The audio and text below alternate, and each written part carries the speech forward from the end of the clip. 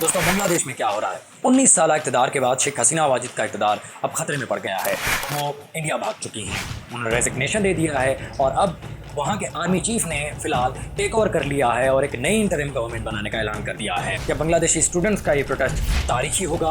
क्या वो बांग्लादेश की एक नई तारीख मरतब करने जा रहे हैं? आज की इस वीडियो में हम बांग्लादेश के हालात के बारे में जानेंगे। 2 बजे एक न्यूज़ ब्रेक होती है, पता चलता है कि शेख हसीना वाजिद जो कि बांग्लादेश के प्राइम मिनिस्टर हैं, उन्होंने रेजिग्नेशन दे दी है। उनका 19 साल तवील मुद्दत भरा टेन्योर अब इख्तिताम पजीर होता है। दोस्तों जुलाई से लेकर अब तक बांग्लादेश में कमोबेश 1 माह से जारी एक तवील मुद्दती प्रोटेस्ट चल रहे हैं जो कि स्टूडेंट्स की जानिब से किए जा रहे हैं। बांग्लादेशी ढाका यूनिवर्सिटी और कई यूनिवर्सिटी से मिलकर नई नस्ल ने एक सबसे बड़ा मार्कतुल्लाह आ रहा एक प्रोटेस्ट का सिलसिला जारी किया। लम्हा ब लम्हा इसमें एक ऐसी लहर ने जन्म लिया जिसने शेख हसीना वाजिद के टेन्योर को खतरे में डाल दिया। ये दरअसल कोटा सिस्टम के खिलाफ था। अगर आपको मालूम नहीं तो कोटा सिस्टम बांग्लादेश के अंदर 1974 से राज एक कोटा सिस्टम था जो कि फ्रीडम फाइटर्स, जो कि उस दौर के फ्रीडम फाइटर्स लड़े थे, जिसमें मुक्ति बाहिनी भी थी और बांग्लादेशी जो पाकिस्तान के अगेंस्ट में लड़े थे और इंडिया के साथ मिलकर उन्होंने बांग्लादेश को आज़ादी दिलाई थी, उनके लिए कोटा मुख्तस किया गया था। ये करीब 30% था और कुल मिला के बांग्लादेश की टोटल परसेंटेज के अतबार से 56% था।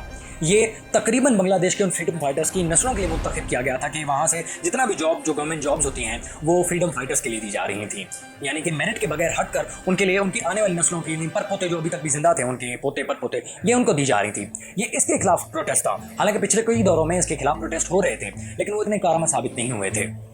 इस बार सुप्रीम कोर्ट ने ये डिसीजन रिवर्स किया था जो कि पहले स्टे में पड़ा हुआ था। पहले तो शेख हसीना वाजिद ने कर्फ्यू नाफिज कर दिया और तकरीबन कई दिनों तक सोशल मीडिया ब्लॉकेड रहा, इंटरनेट ब्लॉक रहा और हालात बहुत कशीदा हो गए। कौमें जो जागती हैं दोस्तों वो अपने फैसले कर लेती हैं।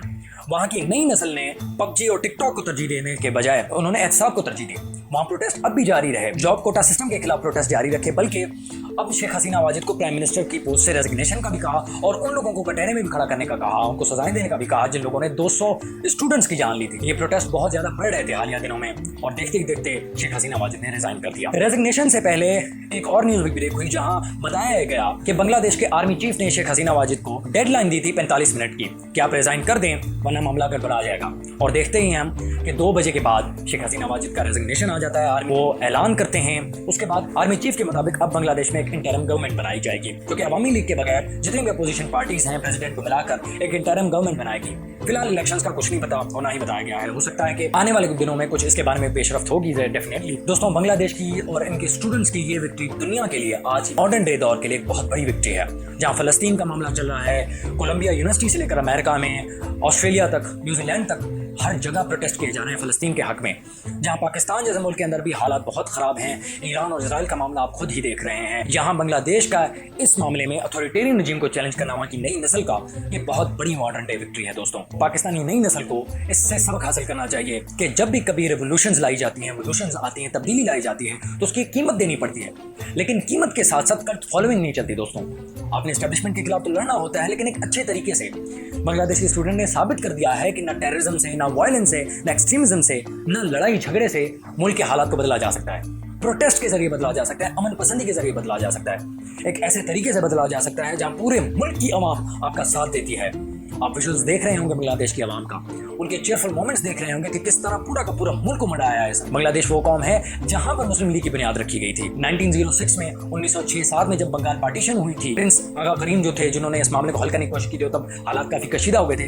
तब से लेकर आज तक बंगाली वो कौम बनी हुई है जो हमेशा ऑपरेस्ट रहे हैं। ये वो कौम रही है दोस्तों जिनको न सिर्फ जबान की बुनियाद के ऊपर पाकिस्तान से ऑपरेशन मिली बल्कि इंडिया से भी इन लोगों को हमेशा से सेपरेशन नहीं मिली है। इनके रंगत की बुनियाद के ऊपर इनको रेसिज्म का भी सामना रहा है। कराची की गलियों में चले जाएं, वहाँ पे आज भी बेचारे इमिग्रेंट्स, रेफ्यूजीज की हालत में बैठे हुए हैं, वो बांग्लादेशी हैं। आज तक उनको पाकिस्तान का स्टेटस नहीं दिया गया। बांग्लादेश की आवाम नहीं चुप हुई, कोटा सिस्टम को रिवर्स कर दिया गया, इसके बावजूद वो चुप नहीं हुए। क्यों?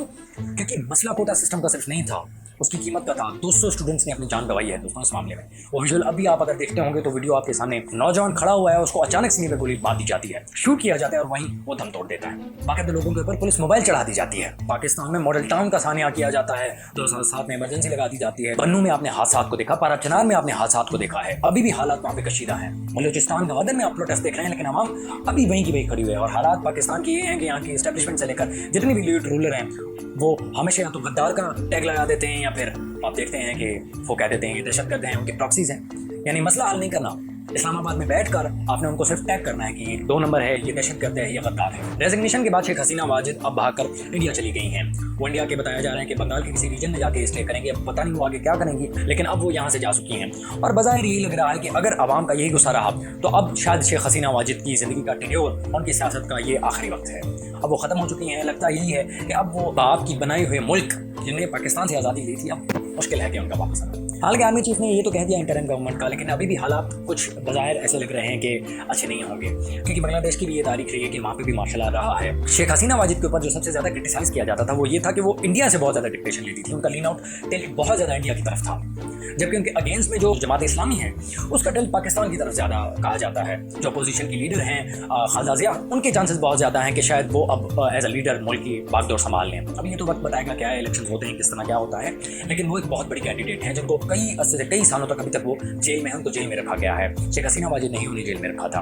وہاں کی عوام کا آرمی کے ریلیٹڈ بھی کوئی اچھا گمان نہیں ہے، کیونکہ ان کے بھی اندر کھانے جتنے بھی بڑے بڑے رینک والے عہدے والے لوگ ہیں، ان کی آرمی پر بھی جو اثر و رسوخ ہے انڈیا کو بہت زیادہ کہا جاتا ہے۔ لیکن یہ بھی ایک حقیقت ہے کہ جو اب غصہ عوام میں ہے اور جو اس واقعے کے بعد جو عوام کو ایک بریوری، ایک بہت بڑا ایک اسپرٹ ملا ہوگا، اب یہ آسان نہیں ہوگا ملٹری کے لیے بھی کہ ٹیک اوور کر لے، کیونکہ اب حالات اور بھی بدتر ہو جائیں گے۔ لیکن دوستوں آخر میں یہ کہنا چاہوں گا، پاکستان کی نئی نسل کو بہت کچھ سیکھنے کی ضرورت ہے۔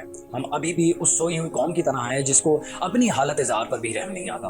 جو پاکستان کے حالات ہیں، جہاں بجلی اتنی مہنگی ہو، جہاں پاکستان میں نئی نسل اس حد تک مایوسی کا شکار ہو کہ برین ڈرین آسان ہوتا جا رہا ہو، عوام کو ایک ویزا تھما دے ٹکٹ اور یہاں سے بھاگنے کی تلاش میں ہو، قلم کے ذریعے ایک ایسا انقلاب برپا کریں جہاں کلٹ فالوئنگ نہ ہو، جہاں ایک لیڈر کو کلٹ کی طرح فالو نہ کیا جائے اور نہ ہی کسی ایک خاص جتھے کو پروموٹ کیا جائے، بلکہ لیڈرز کو پروموٹ کیا جائے جو قوم کی فلاح و بہبود کا کام کرتے ہیں۔ یہ بات تاریخ میں رقم ہوگا اور تاریخ اسے یاد رکھے گی۔